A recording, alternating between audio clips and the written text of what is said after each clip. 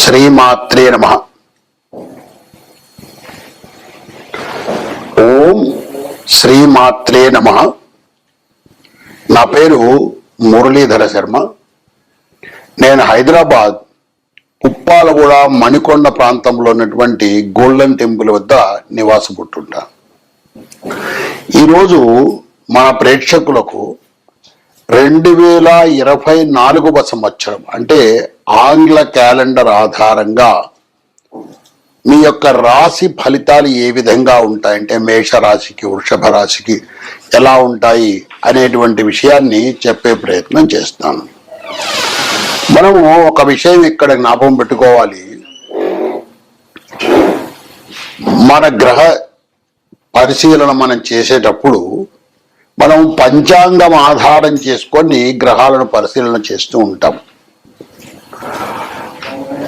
మనకు పంచాంగంలో గ్రహస్థితి ఇచ్చేటప్పుడు కూడా చైత్రం, వైశాఖం, జ్యేష్టం ఈ విధంగా ఇలాంటి తెలుగు మాసాల పేర్లతో మనకు పంచాంగంలో గ్రహస్థితిని అంటే గురువు ఎక్కడ ఉన్నాడు, శని ఎక్కడ ఉన్నాడు, రాహుకేతుడు ఎక్కడున్నారు అనేటువంటి విషయాన్ని మనకు పంచాంగంలో ఇస్తుంటారు.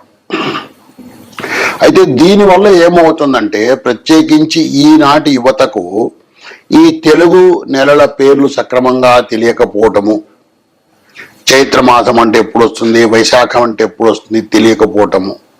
రెండవది, వాళ్ళ వద్ద పంచాంగం అనేది ఉండదు, వాళ్ళ దగ్గర క్యాలెండరే ఉంటుంది, ఇంగ్లీష్ క్యాలెండర్.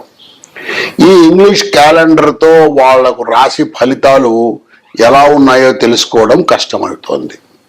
అందువల్ల దీన్ని దృష్టిలో పెట్టుకొని నేను ఈ 2024 అంటే రాబోయేది ఈ సంవత్సరంలో మనకు ఎలాంటి ఫలితాలు ఉండబోతున్నాయి అనేటువంటి విషయాన్ని స్థూలంగా చెప్పే ప్రయత్నం చేస్తాను.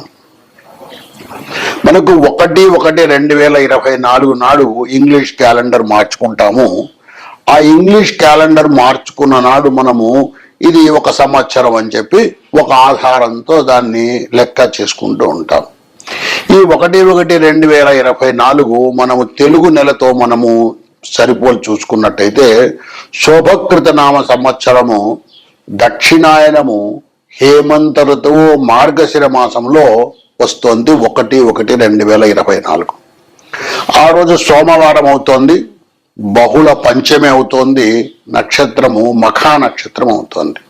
ఈ విధంగా సోమవారం రోజు మనకు 1/1/2024 అనేటువంటి సంవత్సరము ప్రారంభం అవుతోంది. తెలుగు సంవత్సరం చూసుకున్నట్టయితే శోభకృత నామ సంవత్సరము మార్గశిర మాసంలో ప్రారంభమవుతుంది.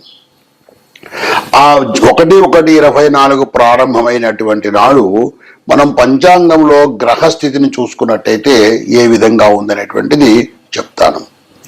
లగ్నము మకర లగ్నంతో ప్రారంభమవుతోంది. ఆ రోజు సూర్యోదయం మకర లగ్నంతో ప్రారంభమవుతోంది. సూర్యుడు ధనుస్సు రాశిలో, చంద్రుడు సింహరాశిలో ఉన్నాడు, కుజుడు ధనుస్సు రాశిలో ఉన్నాడు. కుజుడు అస్తంగత్వం చెంది ఉన్నాడు. అంటే అస్తంగత్వం చెందడం అంటే సూర్యుని యొక్క ఆ ప్రభావం వలన ఈ గ్రహం యొక్క శక్తి సన్నగిల్లిపోతుంది, దాన్ని అస్తంగత్వము అంటారు. అందువలనే సూర్యుడు కుజుడు ఇద్దరు కూడా ధనుస్సు రాశిలో ఉన్నారు. ఈ కారణం వల్ల కుజుడి యొక్క ప్రభావము ఆ రాశుల మీద ఏమాత్రం ఉండదన్నమాట. అంటే కుజుడి యొక్క శక్తి తగ్గిపోతుంది సూర్యుడి యొక్క శక్తి వల్ల. మరలా బుధుడు వృశ్చిక రాశిలో ఉన్నాడు, వక్రగతిలో ఉన్నాడు. సాధారణంగా అన్ని గ్రహాలు కూడా ముందుకు వెళుతూ ఉంటాయి. ఈ బుధుడు మాత్రము వృశ్చికం నుంచి వెనక్కు ఇలాగా కొంతకాలం రోజు ఈ వెనక్కు తిరగడం వక్రగతిని పొందడం అంటారు. అలాగే ఈ వక్రగతిని పొందినటువంటి గ్రహం కూడా ఎటువంటి ఫలితాలను ఇవ్వలేదు. అస్తంగత్వం చెందిన గ్రహము, వక్రగతిని చెందిన గ్రహం కూడా ఎలాంటి ఫలితాలను ఇవ్వదు.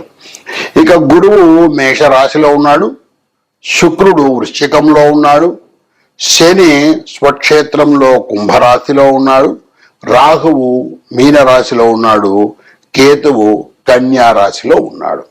ఈ విధంగా ఉంది గ్రహస్థితి. 1/1/2024 నాడు మనము మన తెలుగు పంచాంగాన్ని కనుక మనం చూసుకున్నట్టయితే ఆనాటి గ్రహస్థితి ఈ విధంగా ఉంది సూర్యోదయ సమయంలో. మనము ఇక ఫలితాలను తెలుసుకోవడానికి ముఖ్యంగా 4 గ్రహాలను తీసుకుంటాం. గురువు, శని, రాహువు, కేతువు. మన జీవితంలో మనం ఫలితాలు తెలుసుకోవడానికి 2 ముఖ్యమైనటువంటి డాక్యుమెంట్స్ ను వాడుకుంటాం. ఒకటి మన జాతకం అయితే, ఇంకొకటి పంచాంగము గోచార రీత్యా. జాతకం ద్వారా తెలుసుకునేటువంటివి దీర్ఘకాలికంలో మన జీవితంలో ఫలితాలు ఏ విధంగా ఉంటాయో తెలుసుకోవడానికి జాతకాన్ని ఉపయోగించుకుంటాము.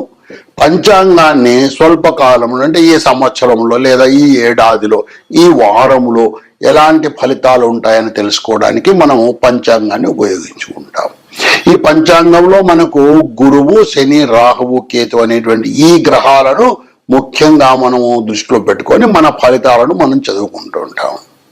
అలాంటప్పుడు ఏ గ్రహం ఎక్కడ ఉన్నప్పుడు ఎలాంటి ఫలితాన్ని ఇస్తుంది అనేది ముందుగా మీకు చెప్పే ప్రయత్నం చేస్తాను. దానివల్ల ఏమవుతుందంటే, మీరు రేపు పంచాంగం చూసుకున్నా కూడా పంచాంగంలో చక్రం, రాశి చక్రం చూసుకున్నట్టయితే ఏ గ్రహం ఎక్కడ ఉంది, నాకు శుభ ఫలితం కలుగుతుందా లేదా అశుభ ఫలితం కలుగుతుందా అనేది మీకు స్థూలంగా తెలుసుకునే అవకాశం ఉంటుంది. గురువు 2, 5, 7, 9, 11 స్థానాల్లో ఉన్నప్పుడు శుభ ఫలితాన్ని ఇస్తాడు. ఇంకోసారి చెప్తాను. గురువు 2, 5, 7, 9, 11 స్థానాల్లో ఉన్నప్పుడు, అంటే ఈ 5 స్థానాల్లో ఉన్నప్పుడు గురువు శుభ ఫలితాన్ని ఇస్తాడు. ఇక శని మనం చూసినట్టయితే, శని ఉపచయ స్థానాలు అంటారు. అంటే 3, 6, 11 స్థానాల్లో ఉన్నప్పుడు శుభ ఫలితాన్ని ఇస్తారు. అంటే ఎలా లెక్క పెట్టుకోవాలి? ఇప్పుడు ఉదాహరణకు మనది మేషరాశి అనుకుందాం, మన జన్మరాశి మేషరాశి అనుకుందాము. గురువు ఎక్కడున్నాడు? వృషభంలో ఉన్నాడు, అంటే 2వ ఇంట ఉన్నాడు. 2వ ఇంట ఉన్నటువంటి గురువు శుభాన్ని ఇస్తాడు మనకు. ఉదాహరణకు మేషరాశిలో మన జననమైంది, మేషరాశి మనది జన్మరాశి, గురువు కర్కాటకంలో ఉన్నాడు అనుకుందాం. మేషం, వృషభం, మిథునం, కర్కాటకం, అంటే 4వ రాశి అవుతుంది. 4వ రాశిలో ఉన్నటువంటి గురువు శుభ ఫలితాన్ని ఇవ్వడు. 2, 5, 7, 9, 11 స్థానాల్లో ఉన్నటువంటి గురువు మాత్రమే శుభ ఫలితాన్ని ఇస్తాడు. అలాగే శని 3, 6, 11 స్థానాల్లో ఉన్నప్పుడు శుభ ఫలితాన్ని ఇస్తాడు. శనిని గురించి మనం ఇంకొక ముఖ్యమైన విషయం కూడా తెలుసుకోవాలి. శని 12వ ఇంట లేదా 1లో, అంటే జన్మ రాశిలోనే ఉన్నప్పుడు, లేదా 2వ ఇంట ఉన్నప్పుడు, 12, 1, 2 ఈ 3 స్థానాల్లో ఉన్నప్పుడు ఏలినాటి శని అంటారు. అంటే 7.5 సంవత్సరాలు ఈ శని యొక్క ప్రభావం కాస్త తీవ్రంగా ఉంటుంది. ఎప్పుడు జన్మ రాశి నుంచి మనం చూసుకున్నప్పుడు శని సాధారణంగా 3, 6, 11 స్థానాల్లో శుభాన్ని ఇస్తాడు. అది కాకుండా 12, 1, 2 స్థానాల్లో ఉన్నప్పుడు ఏలినాటి శని అని చెప్పి 7.5 సంవత్సరాలు కాస్త ఇబ్బంది ఉంటుంది.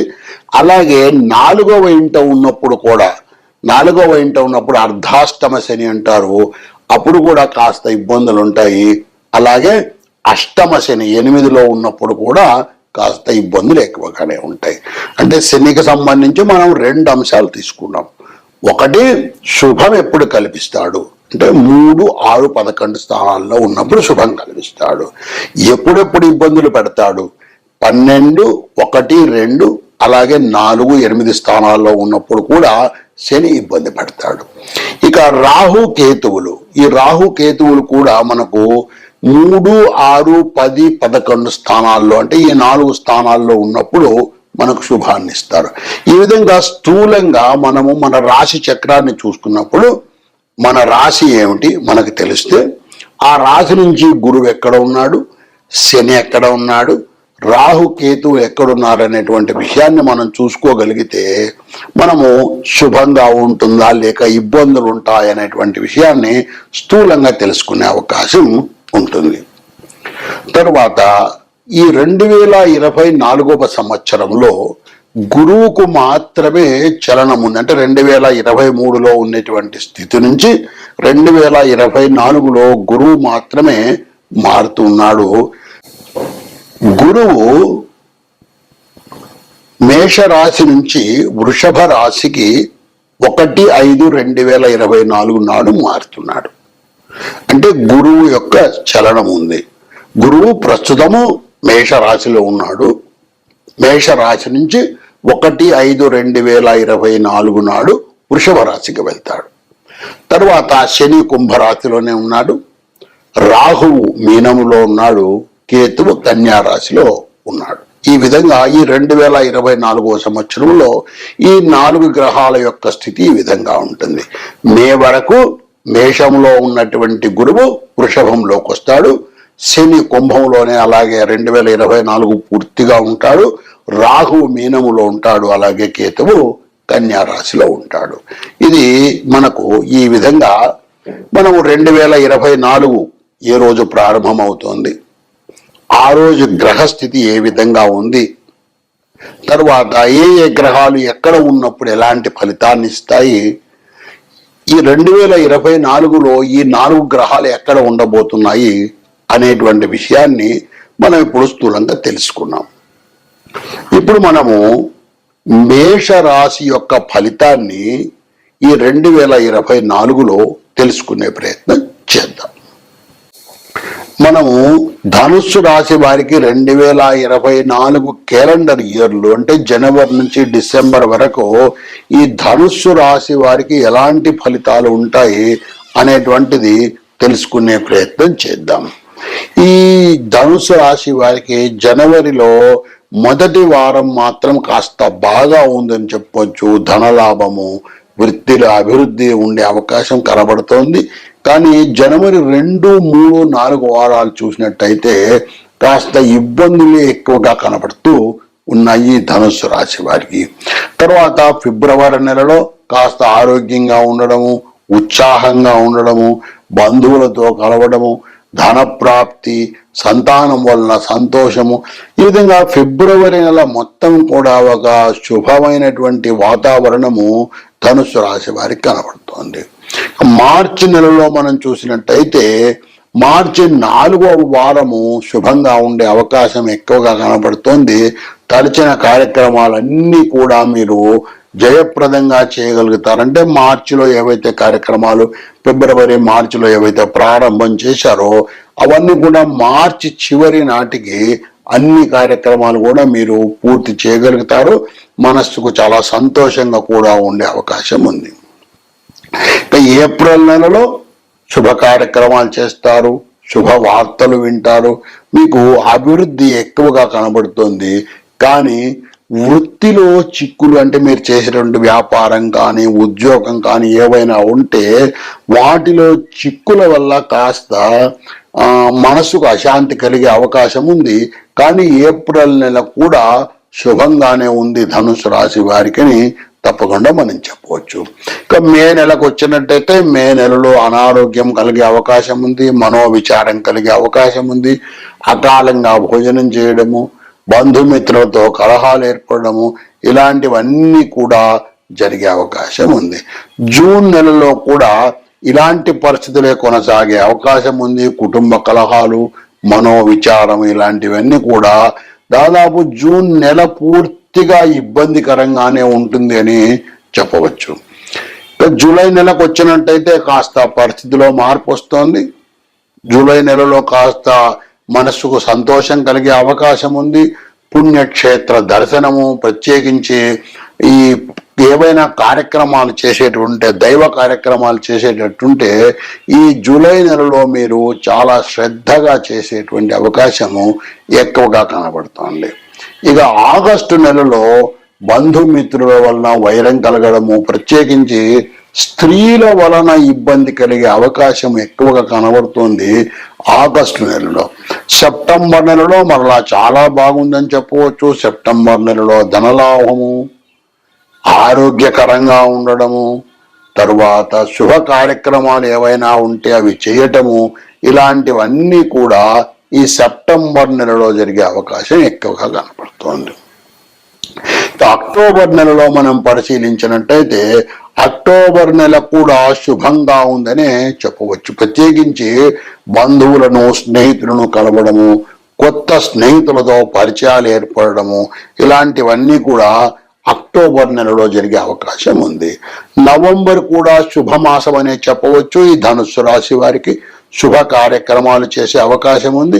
ప్రత్యేకించి నవంబర్ 3వ వారములో నూతన వస్త్ర ప్రాప్తి, గురువులను దర్శించడము, తర్వాత దేవాలయ సందర్శన చేయటము, దైవ కార్యక్రమాలు చేయటం, ఇవన్నీ కూడా జరిగే అవకాశము, అనుకున్న కార్యక్రమాలు జయంగా చేసే అవకాశం కూడా మీకు నవంబర్ నెలలో కనబడుతుంది.